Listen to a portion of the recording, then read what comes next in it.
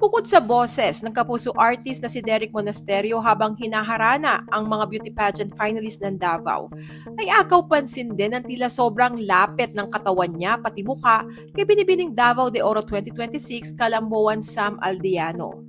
Kapuna-puna rin na uncomfortable na ang dalaga sa paghawak ng aktor sa bewang niya at pagkanta na napakalapit ng kanilang mukha. Usap-usapan sa social media ang naging interaksyon ni na Derek Monasterio at beauty title holder na si Sam Aldiano.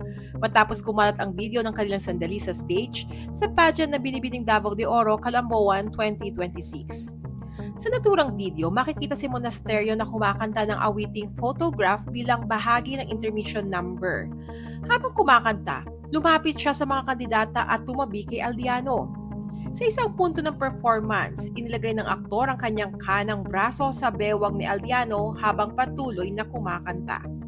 Marami ang nakapansin na tila hindi comfortable si Aldiano habang magkalapit sila. Pagkabat nakangiti, makikitang nanatili siyang kalmado at professional sa stage habang nagpapatuloy ang pagtatanghal. Matapos ang sandaling iyon, nagkatinginan at nagngitian ang dalawa, bagay na sinabayan ng hiyawan ng audience. Sa kumakalat na clip, makikita ring tila napatawa si Monasterio matapos niyang alisin ang kanyang kamay sa bewang ni Aldiano. Ilang sandali pa, itinuro niya ang dalaga habang kinakanta ang linyang "Wait for me to come home."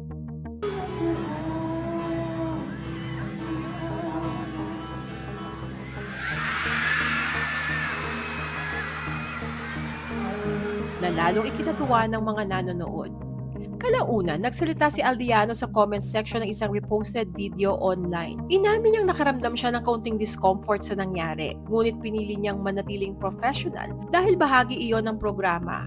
Ipinaliwanag niya sa kanyang pahayag na kahit hindi siya ganap na komportable sa sitwasyon, ipinagpatuloy niya ang kanyang papel bilang kandidata sa pageant. Sa isang mas mahabang pahayag na inilabas niya sa Facebook noong March 8, nilinaw ni Aldiano na ang kanyang naramdamang pagkailang ay may kinalaman din sa design ng kanyang suot na gown. Ayon sa kanya, ang damit ay nakadepende lamang sa mismong structure nito at walang karagdagang support sa loob. Kaya kinailangan niyang ilagay ang kanyang kamay sa kanyang bewang.